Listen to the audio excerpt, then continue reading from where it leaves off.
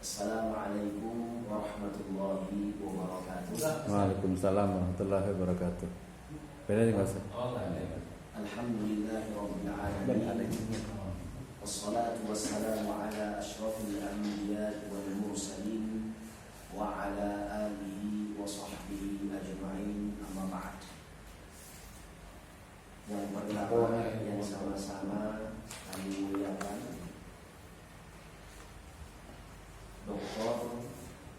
Abdurrahman Wisnu BPMUI selaku Direktur Program Pascasarjana Institut Agama Islam Syahid Inais Bogor, dan juga sebagai dosen pembimbing satu yang senantiasa membimbing penulis dengan sabar dan memberikan motivasi serta semangat kepada penulis untuk dapat menyelesaikan tesis ini.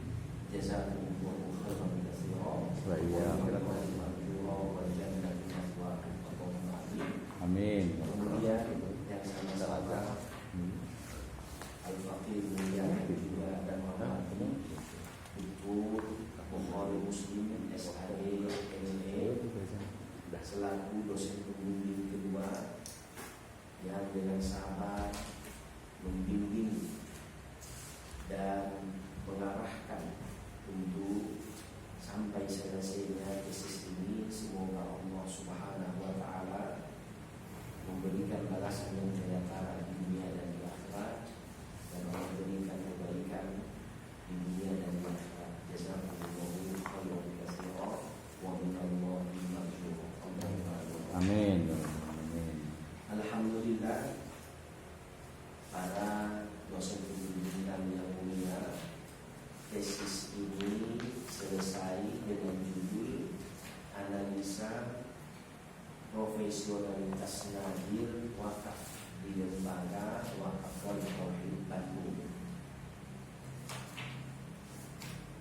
Alhamdulillah, pertama sekali puji syukur kepada Allah Subhanahu wa taala yang telah memberikan kesempatan, waktu dan kesehatan kepada Al-Faqih khususnya, dan kepada seluruh dosen yang telah membimbing yang sangat luar biasa untuk terselesainya tesis ini. InsyaAllah walaupun masih banyak kekurangan, mohon arahan bimbingannya sampai nanti selesai di akhir daripada pengumpulan syarat yang memang telah ditentukan oleh Inais. Dan insyaallah adapun tesis ini mengenai profesionalitas nazir wakaf di Lembaga Wakaf dan Tauhid Bandung. Manajemen wakaf produktif tidak terlepas dari peran nazir yang menjadi subjek dalam pengelolaan dan pengembangan aset wakaf. Cara nazir dalam memperlakukan aset wakaf akan menentukan kualitas dan kuantitas pemanfaatan aset wakaf, sehingga keberadaan tim kerja yang profesional menjadikan aset wakaf akan semakin berkembang dan akan semakin produktif tentunya, dengan tujuan insyaallah penelitian ini untuk mengetahui profesionalitas nazir wakaf dengan menganalisa manajemen wakaf produktif di Lembaga Wakaf dan Tauhid Bandung. Dan metode penelitian ini menggunakan metode pendekatan deskriptif kualitatif dengan menganalisa manajemen wakaf produktif dari 3 aspek, yaitu nazir yang pertama, yang kedua adalah aset wakaf, dan yang ketiga adalah keuangan di Lembaga Wakaf dan Tauhid. Adapun teknik pengumpulan data yang kami lakukan dalam penelitian ini adalah menggunakan data observasi, wawancara, kemudian dokumentasi dan studi kepustakaan. Teknik analis data menggunakan analis model Aktif Milas dan Huberman. Temuan penelitian ini menunjukkan bahwa manajemen wakaf produktif di lembaga wakaf Darut Tauhid yang direfleksikan melalui 3 aspek, yaitu adanya nazir, kemudian yang kedua adalah pengelolaan aset, dan yang ketiga adalah pelaporan keuangan telah berjalan dengan baik. Hal ini didukung oleh para nazir yang memang profesional dan kompeten dalam pengelolaan dan pengembangan aset wakaf secara produktif melalui kerjasama dengan berbagai pihak, di antaranya adalah masyarakat, kemudian lembaga keuangan syariah, dan juga koperasi pondok pesantren, serta pengelolaan keuangan wakaf secara transparan dan akuntabel melalui pelaporan kepada BWI, Badan Wakaf Indonesia sebagai regulator, kemudian masyarakat sebagai mauquf alaihi dan wakif sebagai pemberi dana wakaf. Setelah penulis meneliti yang ada di wakaf lembaga Darut Tauhid, memang sangat luar biasa bagaimana pengelolaan yang ada di sana. Yang pertama, sebagai penyemangat mereka, ataupun mereka memiliki motivasi dengan visi, yaitu makmur dan produktif. Jadi mereka punya semboyan di sana, makmur dan produktif. Pokoknya wakaf yang mereka kelola harus makmur dan produktif, karena memang mereka sangat ingin benar-benar menjalankan wakaf yang ada di sana secara profesional. Kenapa terbentuk profesionalitas yang sangat luar biasa di sana? Pertama, di dalam pengaturan waktu. Jadi mereka mengatur waktu. Siapapun karyawan yang ada di sana sudah ditentukan jam sekian harus datang dan pulangnya nanti jam sekian. Bagi siapa yang memang melanggar aturan itu, dia harus mendapatkan konsekuensi seperti yang telah dibuat aturannya oleh pengurus wakaf yang ada di sana. Kemudian yang kedua, supaya menjaga profesionalitas mereka, di sana selalu mengundang orang-orang yang berkompeten untuk terus menggali ilmu. Salah satunya kalau seandainya di bidang pengembangan wakaf, siapa yang duduk di bidang pengembangan wakaf, apa saja yang harus dikembangkan dan bagaimana caranya, nanti mereka akan memanggil orang yang memang ahli dalam hal itu untuk perputaran dana, bagaimana caranya, kemudian di bulan ini nanti hal apa yang harus kita kerjakan, proyek apa yang harus kita buat, sehingga pengelolaan dana itu memang dapat menghasilkan uang yang banyak, sehingga nanti perputarannya itu terus akan berlanjut. Nah, setidaknya di sana setelah kita pelajari dan kita dapatkan, kita tanya di sana, setidaknya mereka melakukan seminar itu ada terkadang-kadang 1 minggu 3 kali atau 4 kali itu. Jadi memang di sana sangat luar biasa sekali. Contohnya media pun semuanya aktif. Dia akan mencari tahu siapa media yang memang terkenal dan tahu tentang media itu, sehingga mereka pun belajar. Pokoknya segala hal apapun sangat luar biasa. Kemudian hal yang kedua mereka jaga adalah pelaporan keuangan. Di sana pelaporan keuangan yang pertama mereka akan laporkan adalah kepada BWI, Badan Wakaf Indonesia. Secara skala regulator mereka akan melaporkan itu dipastikan. Kemudian yang kedua, mereka transparan dengan apa? Dengan melalui digital atau elektronik yang ada. Kemudian yang ketiga, dengan cara langsung melaporkan ke masyarakat. Sehingga sangat luar biasa sekali di sana kepercayaan pewakif pun sangat luar biasa. Kemudian masyarakat sangat pun karena mereka pun diuntungkan dengan adanya pengelolaan wakaf yang ada di sana. Kemudian ada cara-cara pengelolaan wakaf di Darut Tauhid. Yang pertama, mereka melakukan kerjasama dengan cara sewa menyewa. Kemudian yang kedua dengan cara bagi hasil. Bagi hasil. Kemudian yang ketiga dengan sourcing, kemudian adventuring. Itu pun mereka lakukan. Sehingga dengan kerjasama ini, alhamdulillah katanya badan wakaf yang ada sekarang di Darut Tauhid itu ada sekitar aset mereka 40 tuh. 40 miliar. Iya, 40, dan itu di berbagai macam provinsi. Ada yang di Bandung, ada yang di Jakarta, pokoknya banyak sekali. Ada yang di Banten, dia pokoknya luar biasa. Ada lagi yang di Bangka, di Sumatera. Oh, Bangka ada juga ya? Ada juga itu. Semarang juga ada kalau nggak salah. Ada juga di Semarang juga mereka. Nah, sangat luar biasa sekali mereka. Kemudian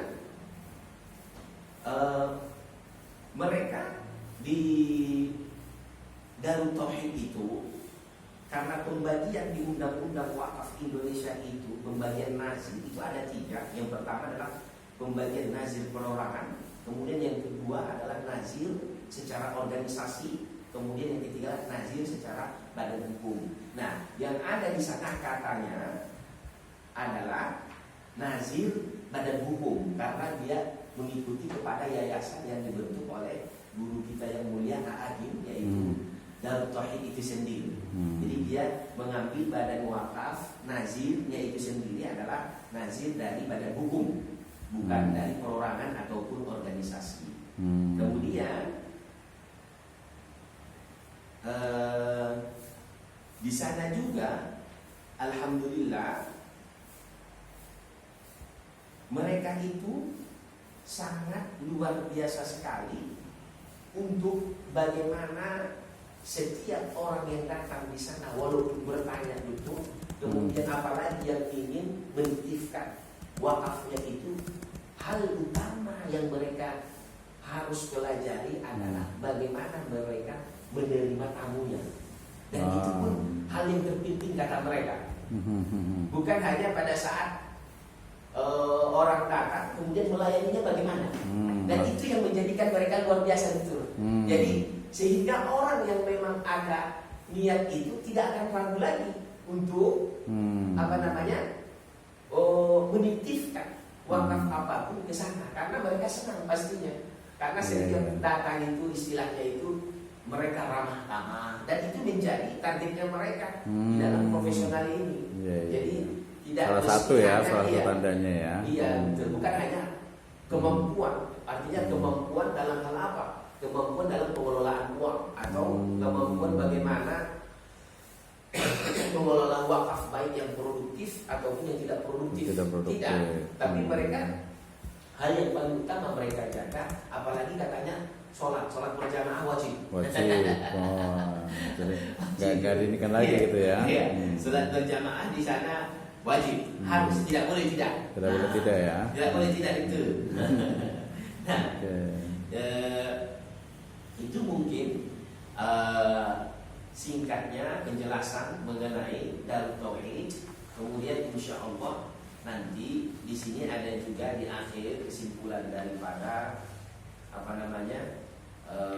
hasil penelitian ini. Semoga kiranya nanti pemuji dan pembimbing berkenan dalam hal ini, dan Al-Faqih penulis meminta maaf apabila banyak di sini dan di sana tulisan yang mungkin banyak perbaikan. Mohon nasihatnya, mohon masukannya, dan juga mohon nanti arahannya dan bimbingannya, apa yang harus dilengkapi atau bagaimana baiknya agar mudah-mudahan tesis ini diterima dengan baik walaupun masih banyak kekurangan. Demikian para tutur kami yang mulia, Dr. Wisnu, kemudian tutur kami yang mulia Dr. Bukhari, jazakumullah khairan katsira.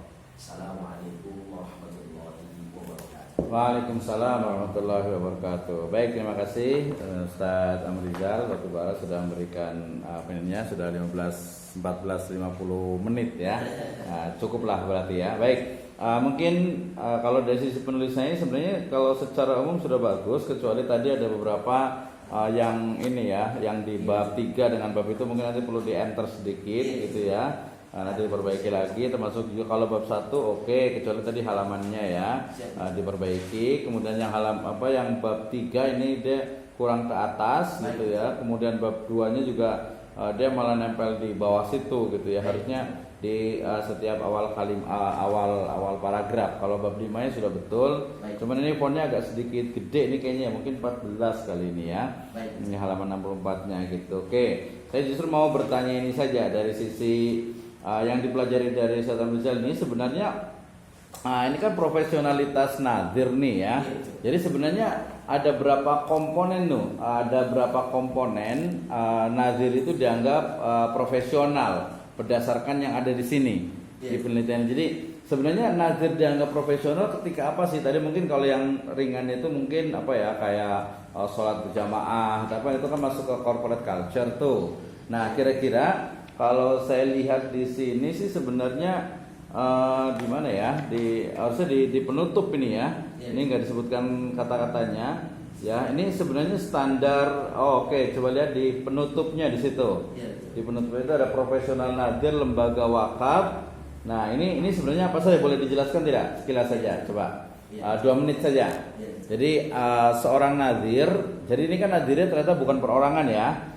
Jadi nazirnya itu adalah apa tadi? Lembaga hukum.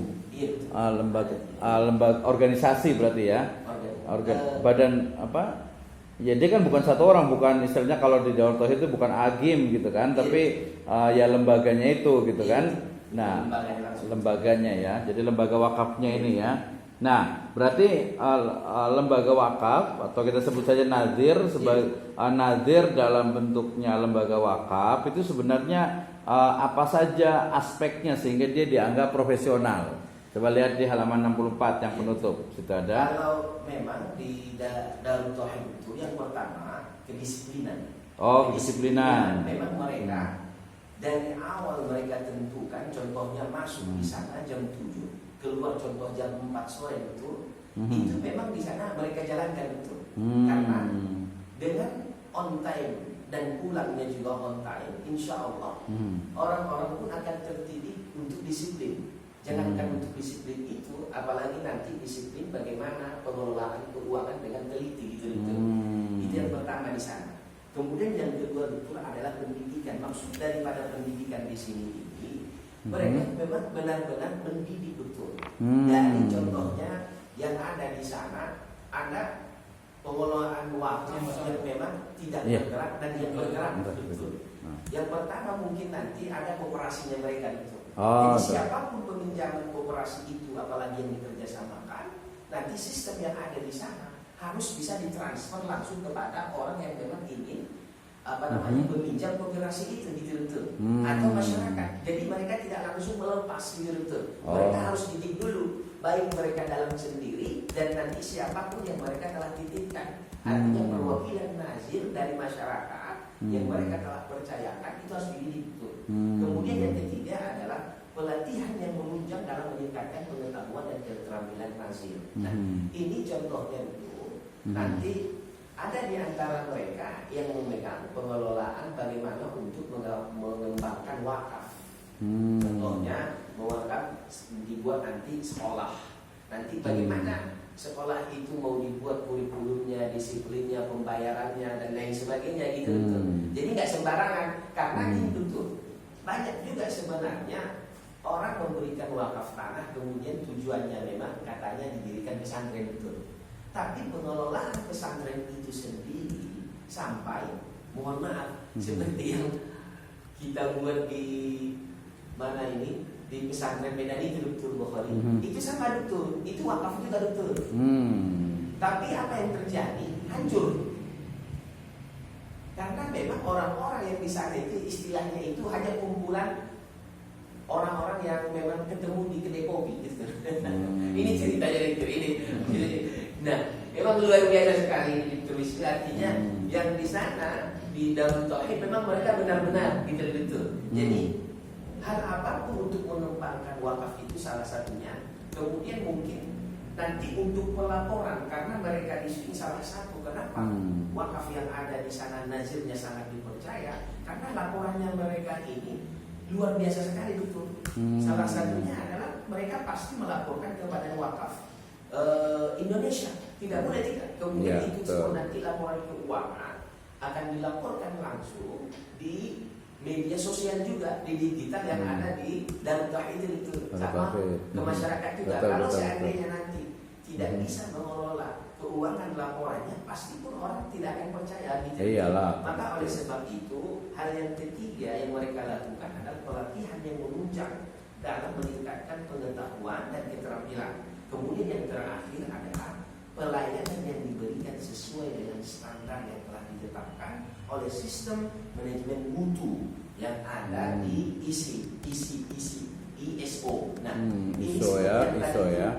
Contohnya bagaimana nanti belajar mereka yang ada di perhotelan, penerimaan tamu bagaimana gitu. Kemudian berarti ini udah ada pakai ISO 9001 ya? Iya, 2015 ya. Iya betul. Jadi gitu betul. Kalau upah di sini ada upah nih, gajinya berapa mereka sebenarnya itu? Itu sesuai dengan ininya itu, sesuai dengan jabatan. Dan di sini ada juga itu nanti sesuai dengan aturan pemerintah yang ada di sana itu. Tapi nanti aturan pemerintah itu salah satunya itu mungkin gaji pokok. Itu gaji pokok. Kemudian nanti ditunjang lagi, nanti di sini ada dituliskan betul yang keuangan itu. Ada ini ya apa namanya, ada tunjangan gitu. Ada tunjangan, artinya mereka menyebutkan apa namanya di sana adalah secara pemerintahan bagaimana di sana keuangan apa namanya UMR-nya bagaimana itu yang mereka lakukan. Kemudian nanti ada penunjang sebagai jabatan dan lain sebagainya. Kenapa mereka lakukan itu? Itu untuk menjaga profesionalitasnya itu. Jadi jangan gajinya sampai mereka kerja di situ tapi nggak dapat apa-apa itu. Jadi gajinya besar gitu ya di sana ya. Alhamdulillah itu. Berapa rata-rata gaji di sana tuh sebenarnya? Ada yang sekitar 4 juta, 5 juta, 6 juta, 10 juta yang tergantung jabatannya itu. Mirip-mirip inilah itu sebenarnya ini. Seperti apa namanya Darul Quran juga. Oh, Darul Quran juga. 11-12 itu. Oke, terus ya. Kemudian tadi dari sisi profesionalismenya ya, jadi ada beberapa elemen yang menjadikan memang nadir di sana itu cukup profesional ya, dari sisi ininya. Oke, kemudian, nah tadi kan ini kayaknya kelihatan bagus juga. Nah, mungkin ada nggak di sana itu yang apa istilahnya itu kekurangannya nih, ya, kekurangan dari yang di sana apa yang ditemukan nih kira-kira nih, ya. Salah satunya memang kalau di sana itu mereka ini kan sangat fokus, salah satunya itu di yang tidak bergerak.